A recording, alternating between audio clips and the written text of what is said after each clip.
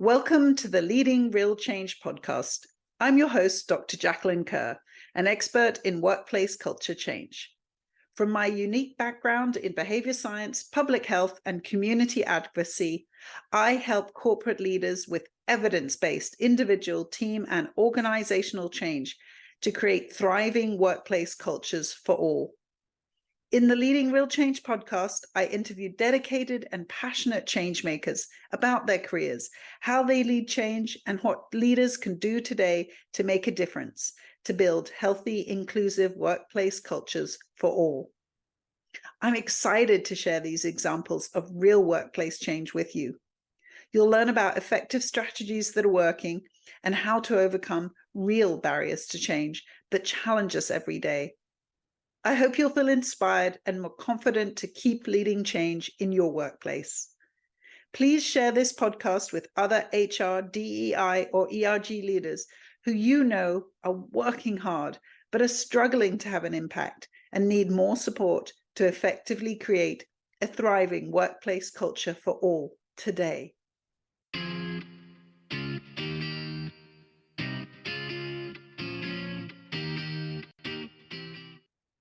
My name is Karen Price. I am part of the people team at Progress Software. I head up a team called our Organizational Effectiveness Team. And so our whole purpose is to help enable our individuals, our teams, and our organization to reach our potential. That's what my team really does. And so I have been at Progress for about 6 years now. I've been in the HR space for about 2 decades, just over. So I've had during that time an opportunity to do a lot of different parts of HR. I've focused on inclusion and diversity. I've focused on talent development, leadership development, culture and engagement. And what I find interesting is all of those different pieces contribute into some of what we're going to be talking about today in terms of what organizations can really do. From a personal standpoint, I am a mom of 2. I have a 5-year-old little girl and a 10-year-old boy. So the elementary school years are exciting and rambunctious and a lot, but it's a lot of fun as well. And I love being their mom and just seeing them grow. I also have a large extended family, and so there's a lot of cousins and other little ones that are around. And I really like being able to contribute and connect with my community. So being able to, for example, be the room parent for my daughter, I really find that very energizing. That's great. And thank you so much for that introduction. And I think that's what's so important, to recognize what does bring you energy, because I often recommend to women to not feel that obligation to do those volunteer positions if it's draining, if it really is from that sort of, oh, I should, people are going to judge me. But if it is something that the connection brings you energy, that is just so important. It is. And I find that if you can find ways to meet multiple needs or values through that, it's very empowering. So for example, one of the pieces I'm really striving for is to find meaningful times to connect with my kids, right? Because none of us have enough time. And so being able to be there and be present with her and at the same time contributing to her class, it to me is like a win-win all around. And I know even this morning, we mentioned you've had a snow delay with the school. So many moms are still experiencing kids home with illnesses. It's a constant challenge to keep on schedule. It really is. And I woke up this morning with a full day, of course, of meetings and an email box full. And I went, oh no, I can't believe it's a snow delay. And so you just have to adjust it, right? I don't know how all of us remain resilient and keep on, but that's what you have to do, is just adjust in the moment. And I'm really fortunate that my company is really supportive of that I'm able to, and they appreciate the need to be able to really flex to allow me to accommodate both. And it's not just me, they're very intentional about that for all of our employees. So I think it positions me to be able to do that with a little less guilt than otherwise would exist. Exactly. And I think that is so important. We do have to manage our mindset as well, and our own expectations. And that can come through getting others to help give us permission, set realistic expectations. Sometimes that can be a coach. But again, the organization has to also provide it. So it is this real match between the two. Because again, even if your company provides that environment, if you lose energy on the guilt, it doesn't work either. No. And it's really hard to be forgiving of ourselves, right?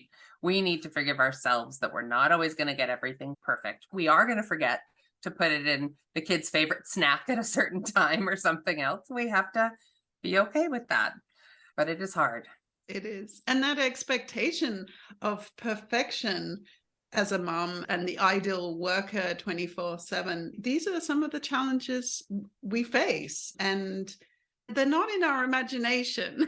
No, they're really not. And so, one of the tools that I always recommend folks consider is to really reflect on their values and really reflect on what you just said about what gives you energy, what really builds up that enthusiasm for yourself, and then be diligent about finding ways to plug those into your schedule and into your life, your values, and building up your energy, because otherwise, you're going to be depleted and it's just going to be too hard to be able to continue to move forward in a positive way.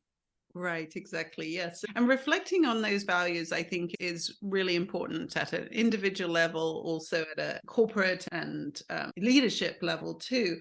But at an individual level, I definitely struggled with that because I don't think I realized how many values had been passed down to me that actually weren't my own. Values like honesty that were important to me, yet I had such a difficult time giving honest feedback to people.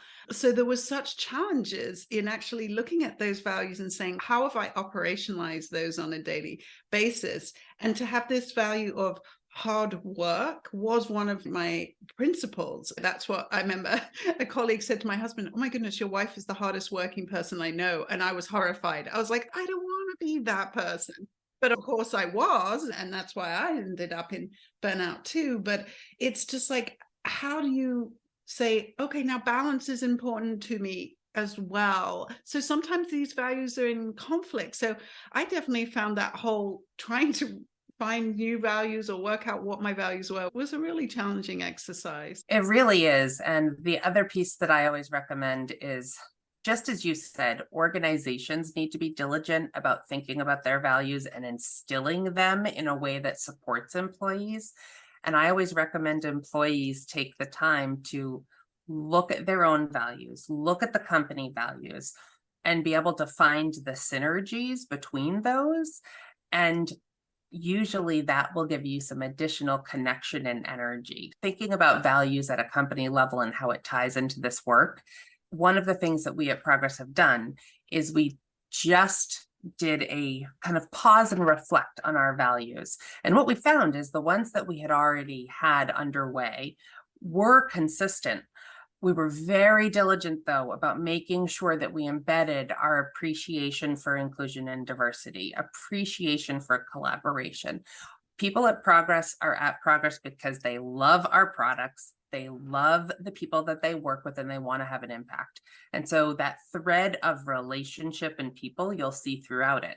And if you think about how, therefore, companies can transition that, values can feel very abstract. How do you take that and really then implement change for your employees? The way you do that is you take those values and then you embed them into your processes. So, for example, our values are woven into our performance processes and our promotion process. So the way that somebody is able to contribute, for example, to our inclusion and diversity efforts through being on a committee or leading one of our employee resource groups, there is space in our process for them to talk with their managers about where else they would like to contribute at Progress, the different types of work.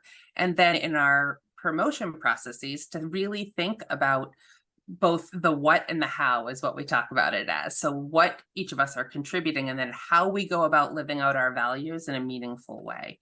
So going back to what you had said about really thinking about where you're spending your energy, when I was talking about my room parent experience, that is one way that we try to celebrate and shine the work that each person is really taking on to help us all be better together. But values are so critical in making sure that organizations are successful, as well as you were saying, from an individual standpoint.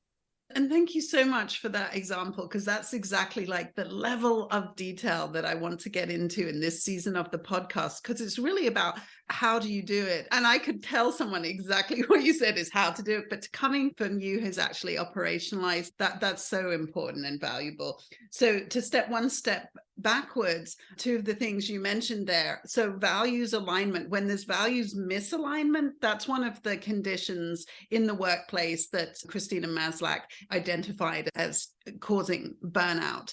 And then lack of purpose, it is also another one that can be affecting some people. And it really is that connection between what they're doing and a larger purpose. So I love that you mentioned purpose in there. And you said appreciation, but then you went in and actually explained, okay, that appreciation is linked to performance.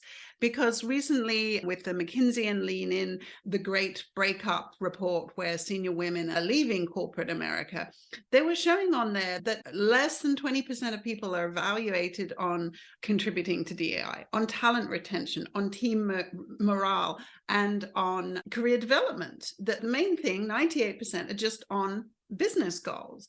So I'm so glad you actually really said this has been embedded. This is how you operationalize these values. Because again, behaviorally, we act upon what we're rewarded to do. And so those systems have to be in place. So that's a fantastic example. Oh, I appreciate that. Yeah, I think if organizations only focus on results and not what we call the how or the values or the way that people behave, they are not going to be nearly as successful. As you said, purpose, if they can define the purpose and the connection and really connect the values in a meaningful way for their employees, it is very powerful in engaging employees. And what I have personally seen is it gives each of us an increased boost of energy because we know exactly what we're looking to accomplish. And we know that the folks we're working with are great folks and that we are aligned around how we're going to be working together to accomplish it.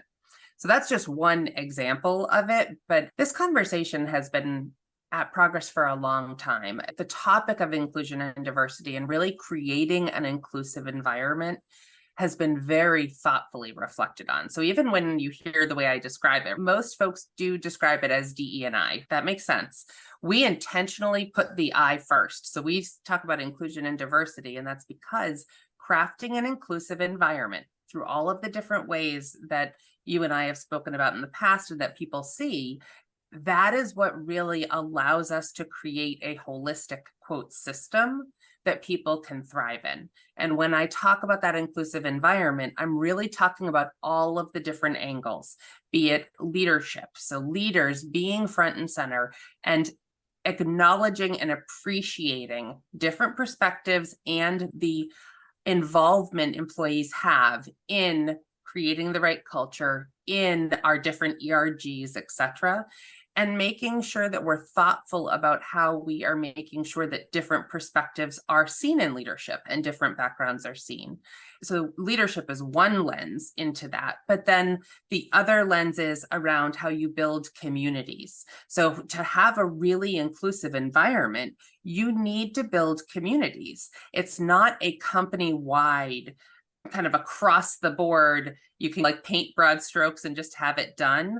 Every single individual's experience is going to be slightly different. And the closer you can get the communities to your employees, the better. And so communities could look like networking opportunities. It could look like employee resource groups. It could look like technical communities for your technical folks, mentorship opportunities. It runs the gamut. And then the other piece that I would call out around inclusive environment is thinking about the different processes and structures and systems you have in place to support your employees and looking at each one through the lens of inclusion and making sure that you're challenging your own assumptions, you're diligently removing any biases if they exist, and that you're tapping into your employees to help you do that thoughtfully. And so we've done a lot of work with that at Progress. We were fortunate that inclusion and diversity has been woven into the company for a very long time. And we have great support of this work from the top all the way through the organization. But it's a lot of work to pause and look at every system and process and say, what's happening? How do we make sure that we're getting a very diverse talent pool in whatever way you're looking at it? The reason I share that is that inclusive environment piece is the piece that if I was sitting, and I am always, if I'm sitting in the shoes of somebody listening to, for example, your podcast, and I'm trying to think about how I help manage my own career and avoid burnout, they're not alone. They play a role, right? Each of us play a role in our own world, but companies and organizations play a role too. And so inclusive environment is how the organizations can do that. And the underpinning of all of that is a focus on the human. It's a focus on our people and a very empathetic leadership approach, which I know is easy to say. I know it is hard to always execute. We're fortunate at Progress that we have that support and the ability to try different things to make that impact. So if anybody is leading an organization and hearing this, I know it's not easy, but it is worth the effort to try, because you will make a meaningful difference for your employees, and that will make a meaningful difference for your business. Exactly. Thank you so much. You're touching on so many fantastic elements there. And I'll draw some of that back to the science that I come from too. So maybe starting with it's not easy. Yes, that's one of the first things I always say about change. It's not easy. We come with a lot of discomfort and fear about change. We often fail. But if you start with understanding that, that's why I get so frustrated at the Nike Just Do It. And I remember one of my motivations for starting this podcast as well was listening to another podcast where there's a very informed leader of organizations was saying, we just need compassionate managers. And I was like, what does that mean? Those are just words. So that just word has always driven me insane. And then, like you described, the way to do it is experimentation. We definitely know that, again, from our behavior change science. Change is about finding out what works, when, where, with whom, because, like you said, one size doesn't fit all. You need your communities for your different groups, because there isn't a silver bullet. There's not a one size fits all. And so, yes, you have to be intentional. And like you mentioned, it's really about finding those blind spots, and you can't do that alone. And again, it's not just that you can't, but this shared decision making, this collaborative learning, these are things that, again, I know that from my public health science. This is how we much more improve implementation of very important, say, medical recommendations, because if you don't have that buy-in, then you won't have implementation, and you won't find your blind spots either. And then again, we've seen that if you want breakout innovation in business, it has to be around shared decision making. And I always love it. Rishi Tolshayan described it as, you have to help plan the party. It's not that you've been invited to the party, you planned it. And that's so important. So I love that those are all things that you're doing. You did touch on briefly there your own career journey. Let's hear a little bit about that, because again, the other point you made is that you're not alone. And that's why we have these podcasts, and that's why we have the collaborative process, not only because social learning is actually the best way to learn, especially for challenging behaviors where there's change.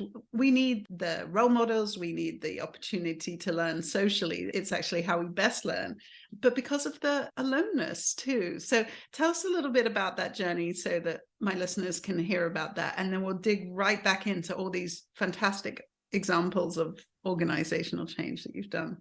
So my career journey, thank you so much for asking. When I talk about my career journey, I also talk about my motherhood journey. So just let you know, I'm going to talk about both together, because as I always say, we are all whole humans, and we need to be able to really bring our whole self to both. So in terms of my career journey, I have been in the people space, as I mentioned, for a long time. And I knew way back at the beginning that I wanted to be in that space, because what really energizes me is helping others and organizations be successful. And so I've been very fortunate that I've had the opportunity to be in the people space in a lot of different teams and being able to create teams that support that. when I reflect on my career, having folks who have been supportive of me learning and growing, even with all of the chaos of being a parent, I have found that is one of the most energizing pieces. So having folks that you partner and you work with that appreciate both your professional and your personal goals, priorities, etc., and who are willing to stand there with you and support you has been one of the most powerful pieces in my career in moving both ahead in terms of role and expanding the impact that I'm able to have. And so I will share a more recent example. I am excited. I was just recently promoted at Progress, and that's a really big deal. I've been working towards that for a while. And what's interesting is that we have ongoing career and development conversations at our company. And so my boss and I have had ongoing conversations about that. And she is the one who said, Karen, you're ready. You can do this. Look at the contributions you're making. You can do this. And in all honesty, I pushed back for quite a while. And it's that whole imposter syndrome. And in the end, I said, no, you're right. You're right. I can do this. I can, and I am. And so that sort of support is what I'm talking about through my career, and I've been fortunate to have that. I also work with an amazing group of people on my team. They are able to really make such a meaningful impact for all of our different constituents and employee groups that I personally, as a leader, just get so energized by that. I want to stay on calls with them and keep going because they're doing great stuff. From a personal standpoint, though, I will tell you, my career journey has been challenging. So I had my first child at 35, and it was a very hard pregnancy. It started off fine, no problems. And then one day I went into the office and I said to one of my coworkers, I said, oh, there's some issues going on. I think I'm going to go to the hospital and get it checked out. And I said, I'm going to take my computer just in case. I'll be back in a couple of minutes. Like, I'll be back in an hour. And she turned and she was like, from that moment on, I was in the hospital for 5 weeks because my water had broken early and very early. So it was like 25 or 26 weeks in pregnancy, which for those who have had that opportunity, that's very early. And so I was there for 5 weeks with my child inside. And then I finally gave birth. And then he, of course, needed significant care. And so he was in the NICU for quite a long time and in the regular hospital nursery for quite a long time. And what I remember of my situation is in that moment, you have to focus fully on your child. You have to focus fully on caring for yourself as well. And yet at the same time, the day he got out of the NICU was the day I was supposed to go back to the office because I'd used all of my time. There was no more. And even having to grapple with that decision, do I care for my newborn who is just coming home, or do I go back to working when I needed to work financially and for benefits and everything else? That's a very hard struggle to have to emotionally manage, especially after such a complicated pregnancy and everything else that happens. Now, I was very fortunate that the company that I was with was able to accommodate and give me some flexibility for that. It was very challenging. And then my second pregnancy was somewhat similar. I joined Progress not knowing that I would get pregnant around the corner. It was like a month or two after that I found out I was pregnant. And I had to turn to my brand new boss and say, hi, I'm pregnant. And it was funny because I told him that I was pregnant on the same day that one of my other colleagues told him that she was pregnant, and it happened to be International Women's Day. And I didn't even know that it was, but that's what it was. And we were both members of the people leadership team. So our boss had to turn and go, oh my goodness, I'm losing 2 of my leaders right at the same time. And oh my goodness. And unfortunately, that pregnancy also was complicated, and I ended up in the hospital for quite a long time. And I'm, again, very fortunate that I work for companies that are thoughtful about their people. And I intentionally chose Progress because I knew that the values aligned with mine. And so I felt very supported through that very challenging time. So I know that's a little bit of a long answer, but I feel like I'm going to share my whole self with you, Jacqueline. That's perfect. I really appreciate that. And again, I don't know if listeners realize, but the US has some of the highest rates of premature birth, and then also some of the world's poorest maternity leave. So these two things just do not match. So it's really challenging. You mentioned that you chose progress. So this is definitely something I recommend, and I've actually prepared an article for the Harvard Business Review with some other career coaches on this, which is how do we choose these? Because this person environment fit is so important. So how did you know what to look for? Like, how could you feel sure about that? What were some of the things that you did? Because I think this is really important for us to go forward thinking about. We do have choice and we can choose. That is a wonderful question. And I coach folks on their careers quite frequently, and I pose a similar question to them. And so I have a whole bunch of different ideas I'll share with you. Before I do that, let me just share with your audience who is Progress, just in case they're wondering, who on earth are we talking about? So Progress is a tech company that has been around for 40 years. And what we do is we help businesses be able to really innovate and move their businesses forward in a technology world through creating really awesome apps and technology. So they utilize our tools and our products to be able to support their technologists in doing that. And so just in case folks are wondering who we are, in terms of how you pick where you go, organizations have a very diligent process that they use to select talent, right? If you are looking to select a company, you need to have just as clear and organized a process for yourself. So just like the company outlines different topics and core expectations of the role and different questions that align with their values so that they can gauge how well somebody will operate in their environment as well as their technical skills, we each need to do the same. And so I always say, do a lot of research to understand the organization from a cultural standpoint, being able to explore what are their values, how well do those align with your own. I always recommend truly pausing and pull out a piece of paper or a journal, write down your own values at the start of your search and or whenever you decide that you're exploring, and keep that as your true essence for yourself, right? Separate from your search itself. It's who are you? What are you looking for? What sort of an environment will really help you thrive? That is then going to let you pull it up and do a comparison against what you're seeing in the organization. So in terms of a tangible response to what you're saying, draft your own questions and be thoughtful about those when you bring them in. Challenge and pose questions tied to your values and the company values. If they say inclusion and diversity is one of their values, for example, ask them how that's demonstrated. Ask them how employees are involved. If one of your values is being able to balance your work life with your personal life, for example, pose a question around it and ask for maybe one or two examples of how successful employees have been able to do that effectively. That detail is going to help you really be able to understand that. Culture can feel very abstract. The word can feel abstract, but what underpins culture is behaviors. And so that's what you're looking to really get to.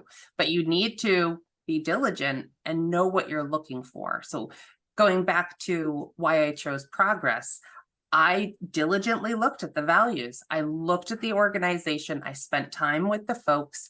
And the other piece that I did is I gave thought to what industry do I want to be in? I'd been in tech for quite a long time. Before that, I was in construction for 10 years and I loved that industry. So very different. And I knew that I wanted to stay in tech because I loved that energy and that pace. What size company will you fit best with? I knew that this size organization would allow me to have a really personal connection and make a very meaningful difference. And so those are some of the questions that I recommend folks consider. Thank you so much for those. And I love what you keep mentioning is being intentional. And again, I think sometimes we can feel victims of the pressures around us, but actually we do have choices and we can be intentional. Now, obviously it takes courage to still ask those questions and say, yes, I want these values and they're important to me. And we don't always have choices. Definitely the choices can be very constrained, but yeah, I love that intentionality. And also, my goodness, you're speaking my language. Culture does sound abstract, and so does systems, but they are basically the behaviors. They are the sum total of the decisions people make every day. I always get frustrated when people relegate something to a systemic problem as though then it's not their problem. But actually, it is all the choices and the behaviors we demonstrate on a daily basis that make those systems. You hit on something really powerful there, by the way. So when people hear the word systems, usually they're thinking of an HRIS or some other technical system. When it comes to really seeing and being able to move the needle on these sorts of large changes, you have to think about systems very broadly. It's your leadership, it's your values, it's your processes. Then, yes, your systems themselves, it's the communities you create. It's all of those different pieces that everybody should look at as clearly and specifically as they look at their technical systems, right? Because that is going to let you then identify where can you have the biggest impact. It probably is not your HRIS at the start. It is probably making sure you have strong, visible buy-in and making sure that you really are understanding your employee experience and you are tweaking what you're looking to accomplish based on their needs. You said this before, that whole concept of it's not a one size fits all. That is very true. So if, for example, there's one organization who, and this tends to be, for example, sales folks, right? Sales folks tend to get a lot of energy from being together and being able to talk X, Y, and Z. Other groups, that might feel more draining or be different. And so being able to adjust, going back to that burnout, understanding what will best serve your employees. Is it more wellness focused activities? Is it having leaders be very diligent in showing that it's okay to struggle when it comes to balancing work and family? Or is there something else? What really will make that change? And I'll tell you, for me, with all of the COVID craziness on top of everything else I described with my children, the fact that Progress leadership was so gracious and appreciative of what each of us did and willing to let us show up with the kids climbing next to us or having to juggle all of that. And the fact that they didn't just deal with it, but they diligently said, and I remember our CEO turned to me at one point, we were in a meeting and I said something along the lines of, I'm really sorry that they're interrupting. I'll do my best. And he turned and he paused the meeting with a number of other folks and he turned and he said, Karen, it's okay. You're juggling a lot. It's okay. And just having that acknowledgement, I felt so much more at ease and that I was nicer to my kids. So I wasn't screaming, go be quiet. I was able to kind of be more present in the moment. Perfect. You'll be able to be a better mom and a better employee. And even just you saying that, I got goosebumps and feel a bit teary-eyed because it doesn't take much, but it's the right words in the right moment, stopping and being deliberate and intentional. It's so important. We've not got too much longer, but I would love to hear a few more examples of other things that you've done in the organization around burnout prevention. You clearly see the two very tied, inclusion and burnout tied, which I do as well, but not everybody does. And then also, just very much that, how have you operationalized that employee-centric, human-first philosophy? You're right that to me, inclusion is tied into the possibility of burnout. And that really goes to the fact that each of us are different. Every single one of us have different circumstances, different things we're dealing with that could contribute to burnout or could avoid burnout. And so that is part of why I link those two so clearly. When I think about well-being, it is very challenging for us as individuals as well as organizations to support folks from avoiding burnout. But some of the ways that we've done it is we have a great team of folks called our people experience team. And one of the many things that they do is they organize well-being efforts in each of our different regions. So it's based on what are the needs of those employees. Again, pulling it as close as you can to the employees so that the experience really resonates. And that could include well-being sessions on financial management or on different breathing techniques or yoga or whatever it looks like, as well as just a whole host of different well-being opportunities that folks can tap into. So that is one, is being thoughtful about putting your efforts into well-being and making sure that it is not a secondary thought is number one. Number two is, I would say, it is an ongoing, continual focus that each manager, each employee, each leader needs to have in mind. For example, during COVID, one of the things that we asked all of our managers to do, because we knew that this was a possibility, our employees were just amazing and worked even harder during COVID, was we asked every manager to stay really close to their employees. We said, ask them. We shared some questions to help them gauge if folks were feeling supported, what else they might need, just so that we were able to proactively help them versus letting somebody struggle because they didn't want to ask. And then we also do an employee engagement survey twice a year. It's what I call our most successful people effort because we have just an unbelievable participation rate from our employees. It's just amazing. And we use that to help guide what we're doing and what else do employees need? What is getting in their way? How do we increase efficiency so that then I think you said this before, we're working smarter, not harder to be able to accomplish what we need to accomplish. So those are a couple of them. And then I'll go back to when it comes to well-being, the relationship element. So ensuring that employees have relationships that they can rely on, be it with their team that they're working with or an ERG or whomever else. I personally find that having those relationships and sounding boards can help me recenter and focus myself if I'm struggling with something. And that way folks aren't having to deal with it all on their own separately. So we have very relational conversations, for example, with our colleagues, and we'll talk about some of these topics of, oh my goodness, I'm dealing with this or X, Y, or Z. And it just helps us not feel like we're alone in some of those struggles of balancing, for example, family and work. But the last piece that I'll share is for organizations to really make a difference around well-being and around just the overall health and engagement of their employees. You need to have a holistic, company-wide, we're in it together, we are there to support each other kind of concept from all of the leaders through the organization. And that goes right back to your values and how people really live that out on a daily basis. Great. And as you say, it's part of the prioritization that you've created. And like you say, you're being proactive about it. That's so important. And I think some of the examples too you gave there in terms of when we share our own struggles and we're also doing personal check-ins, those are such important tools for psychological safety. And that's like the basis that we need to even have these conversations. So those are great examples.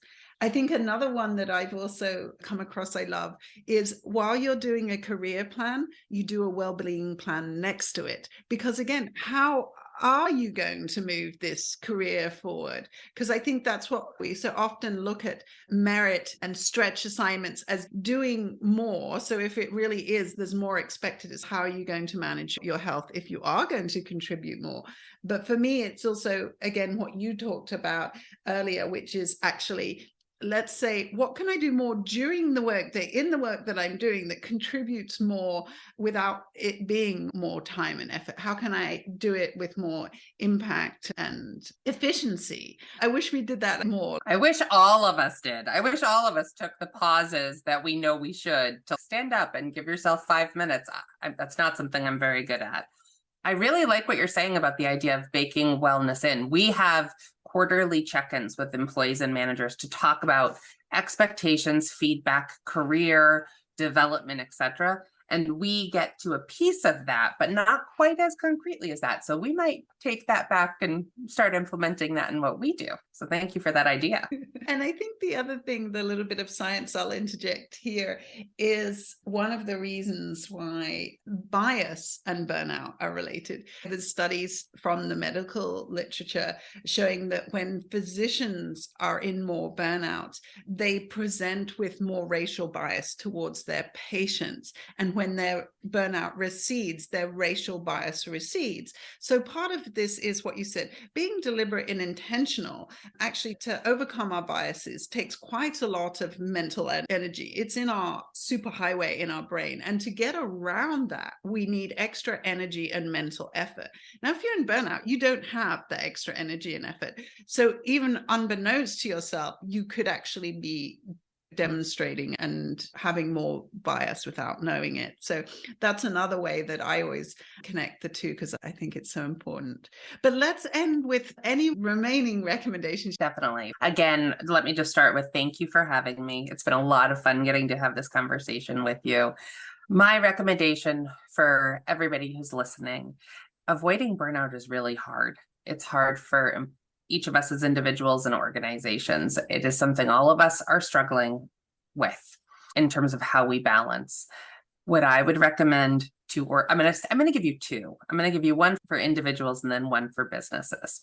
For individuals, share with each other, talk to each other so that you're not in it alone and you can get other ideas that you might not otherwise see. Sometimes when you're in that moment, you just aren't able to see it. And having a friend or a confidant come up beside you and saying, hey, what about X, can really be a meaningful difference. Tap into your networks for that support so that you really feel it and you're getting different perspectives. For organizations, you have amazing employees. They are loyal, they are hardworking, they are doing a ton, and they are very committed. And thinking specifically for working parents, oh my goodness, just the amount that they are taking on. So organizations, empower your employees with flexibility, appreciate their contributions, and really think about how you can make an environment where they can thrive and accomplish both personal and professional. If they're only accomplishing professional, it is a limited period of time before they have to then turn and focus. Somebody said a quote to me the other day, if you don't make time for your wellness, you're going to be forced to make time for your illness. And it's true. I wish I knew who had said it, but whoever it is, you're very smart. But that really struck me. And so for both sides, organizations and individuals.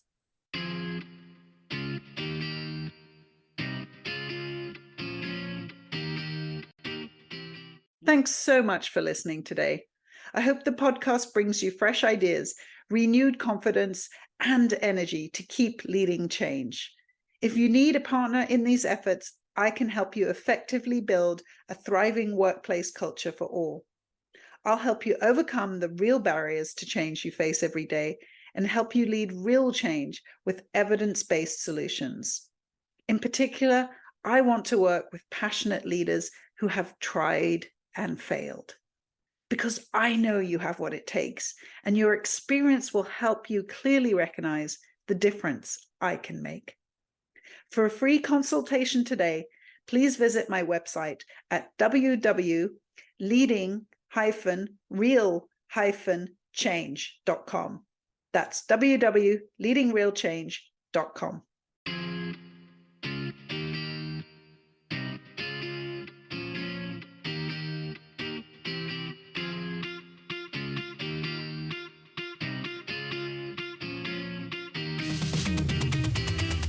Take control, you're a fighter. Push the limits and see it, you're already there. Told you we going higher. Ain't no stopping us, we're going in for the win. And we're gonna celebrate. Then we're gonna do it all over again. And we're gonna rock this place.